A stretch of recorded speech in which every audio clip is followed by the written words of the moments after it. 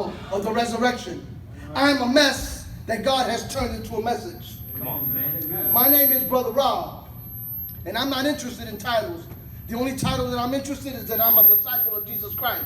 Amen. That I carry a cross day in and day out. Come on. And I sat in a pew just like you for 31 years. I came from a dysfunctional home. My father was a man that was demonically possessed by legions of demons.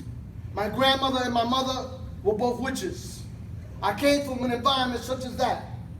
I was abused by my dad day in and day out. I never knew what it was to be fathered by a man.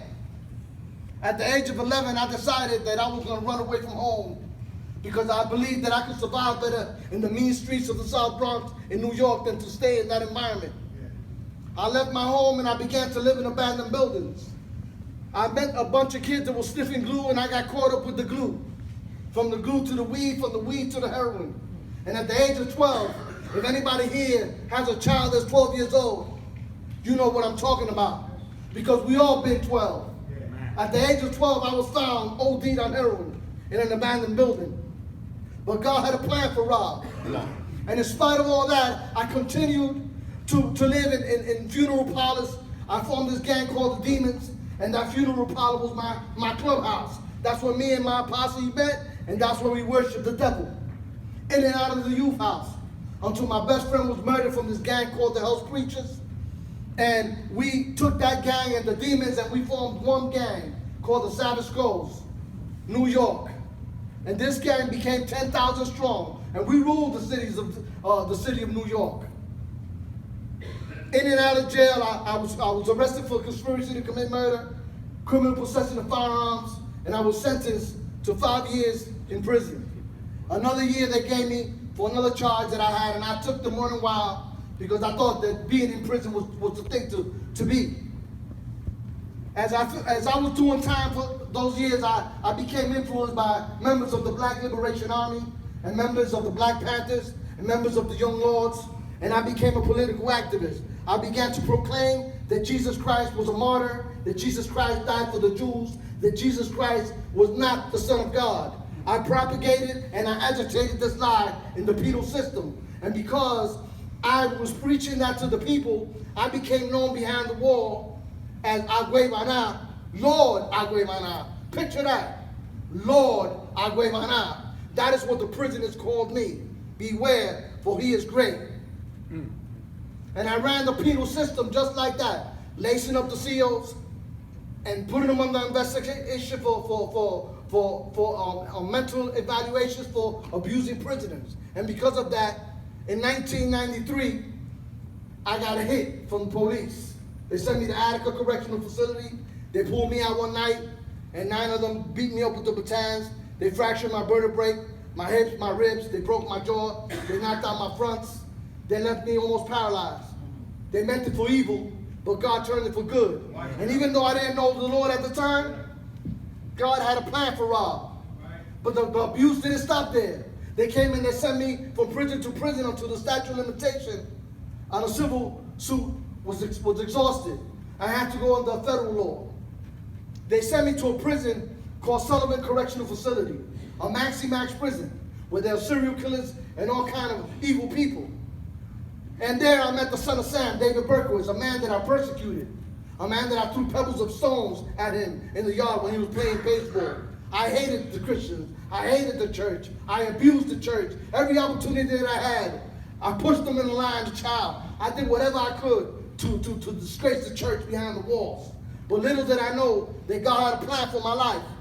And my brothers died of AIDS, and my father was brutally murdered. They cut him up, and they chopped him up, and they cooked him in the oven. They found my dad in the oven. My mother caught cancer, and here I was in Sullivan Correctional Facility. I soon to find out that I was under investigation under the RICO Act for Latin King killings and drug trafficking. They wanted to sentence me to another 46 years to life on top of what I already had. And I said to myself, what do I got to live for? I could barely stand the 20 to life, much less another 46 years to life. My mama's getting ready to die, and I sure couldn't handle that. So I said to myself, I'm going to end this all. So I began to plot on how I was going to take my life. And what I did was that I began to rip up some sheets and I began to lace up my rope. But God had a plan, and He sent a man from Florida, a man that I gangbanged with, that became a pastor, and he sent me a Bible.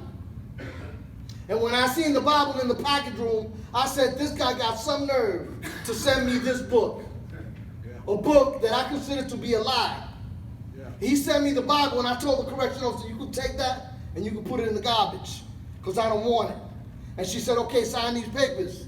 And when I went to sign the papers, I realized that my name was written on the Bible. It said, Brother Rob Gonzales.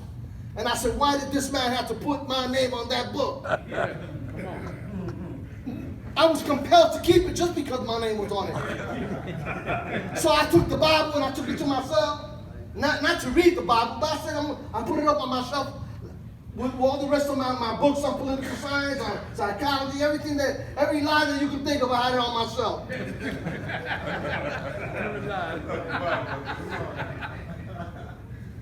And here I was. I had this Bible there that I wasn't going to read. I had picked that weekend to be the day of days where I was going to take my life. And as I was going to the yard that Friday night, or should I say, yes, I was going to the chapel to pray for my brother that died of AIDS. And I went into the Catholic services and I felt like nothing but the presence of evil. And I said, now this is not where I belong. So I took off from there and I went to go back out to the yard, and I heard the worship as they were worshiping up here. I began to hear the worship, and it was like a magnetic attraction that drew me to the door. And as I looked through the door, I see who? The Dave Berkowitz, Brother Bradford, and a whole bunch of Christians that were there worshiping God. I said, maybe this is where I should pray for my brother. And as I entered this chapel, I remember it was 2 aisles like this.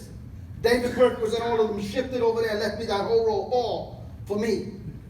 And I sat there and I looked at them like, yeah. You know, and what I did was that I sat there, and then this lady was about this small. She came and she said, do you know Jesus? I said, absolutely not. She said, I want to pray for you.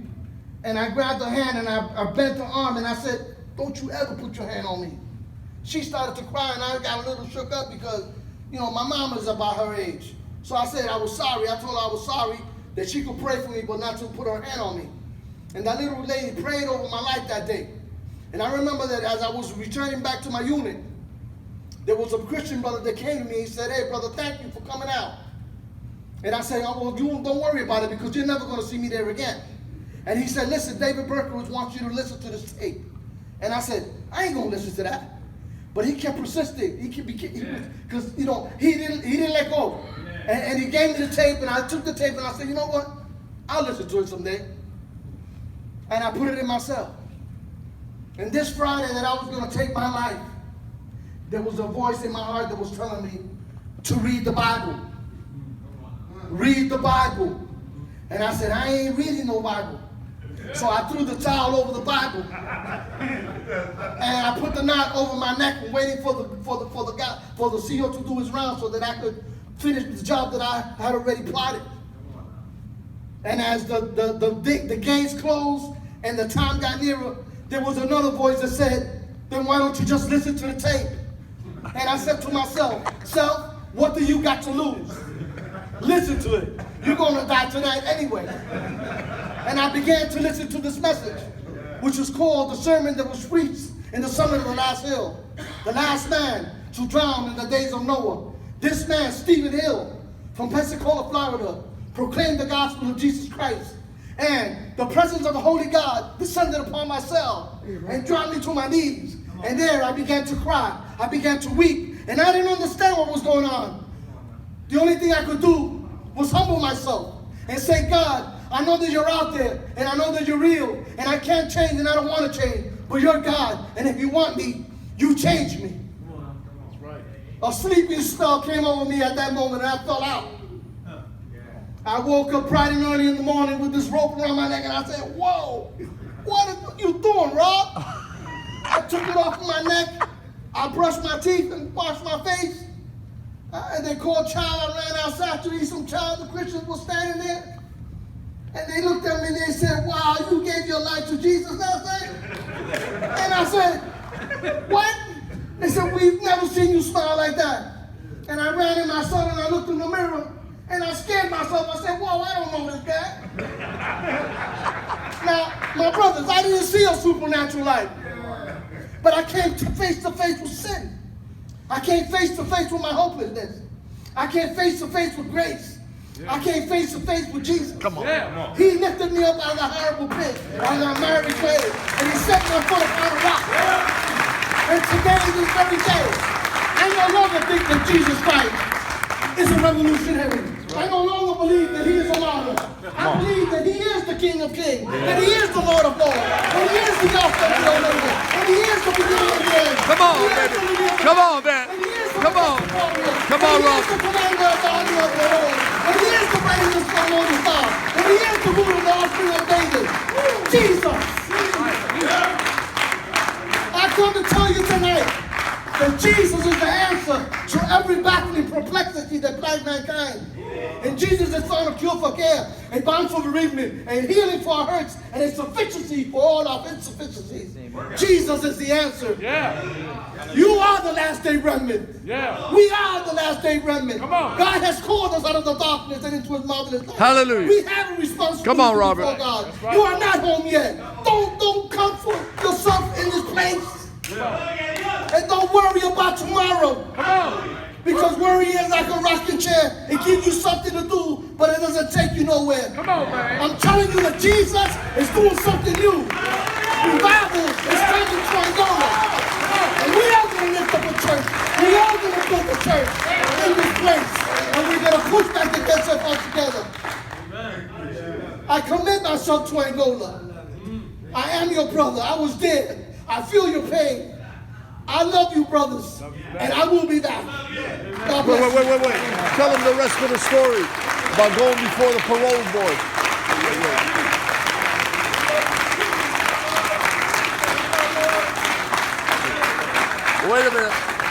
Wait a minute. Sit down just for a minute, because listen. One thing to get saved. It's another thing to walk as a disciple. People come forward all the time here.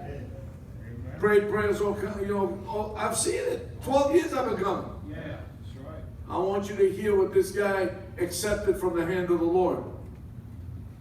I mean, he had a bitter pill that God gave him. The guy that was persecuting the Christians now is getting persecuted. Yeah. And God is going to test and see if he really is a humble, obedient disciple. I mean, I heard the story. I cry every time I hear the story, man. That a little 11-year-old kid, I've got grandkids that are 11, that would leave home because there's no love, and that he would go out and live in abandoned buildings and put a needle in his arm and OD. And God had a plan for this guy. He had a plan for you. He's got a plan for you. And we just so engrossed in ourselves so much we can't even believe it. That God made us for himself. Yeah. I want you to hear the rest of the story. He acted like it's over. It's not over. Hold on.